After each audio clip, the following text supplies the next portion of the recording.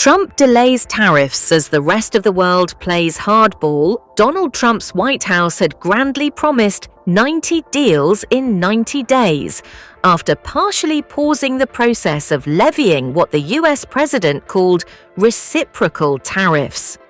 In reality, there won't even be 9 deals done by the time we reach Trump's first cutoff date on 9th of July. The revealing thing here, the poker tell, if you like, is the extension of the deadline from Wednesday until 1st August, with a possibility of further extensions, or delays, to come. From the US perspective, Treasury Secretary Scott Bessent says all focus has been on the 18 countries that are responsible for 95% of America's trade deficit. The jaunty letters being sent from the US to its trading partners this week are simply a reincarnation of that infamous White House Liberation Day blue board. The rates are basically the same as were first revealed on the 2nd of April. The infamous equation, which turned out to use a measure of the size of the deficit as a proxy for the sum of all trade cheating, lives on in a form. This is all being announced without the market turmoil seen earlier this year because of this additional delay.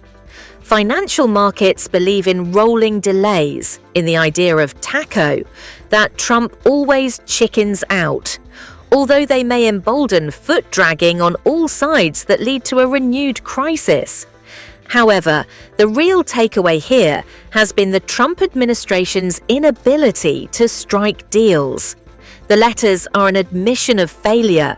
The White House may be playing hardball, but so are most other nations. Japan and South Korea were singled out for the first 2 letters, which effectively further blow up their trade deals with the US.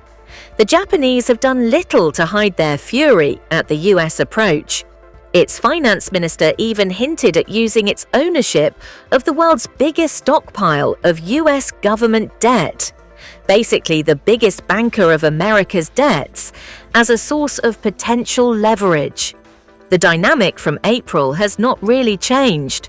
The rest of the world sees that markets punish the US when a trade war looks real, when American retailers warn the White House of higher prices and empty shelves.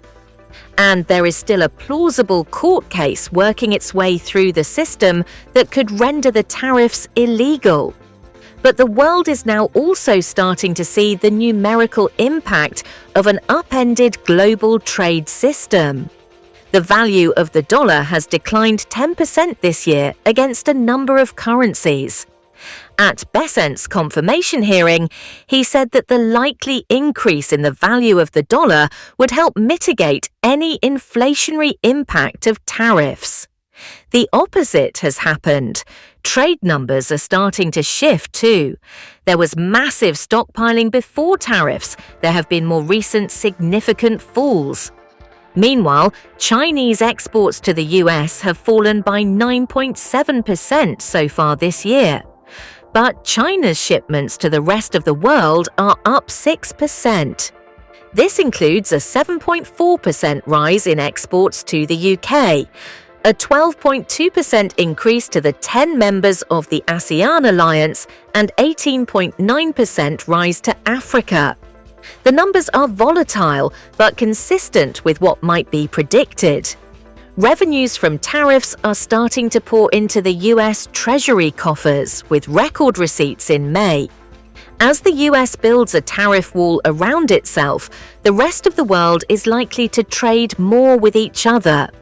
Just look at the recent economic deals between the UK and India, and the EU and Canada. It is worth noting that the effective tariff rate being imposed by the US on the rest of the world is now about 15%, having been between 2% and 4% for the past 40 years. This is before the further changes in these letters. The market reaction is calm for now. It might not stay that way.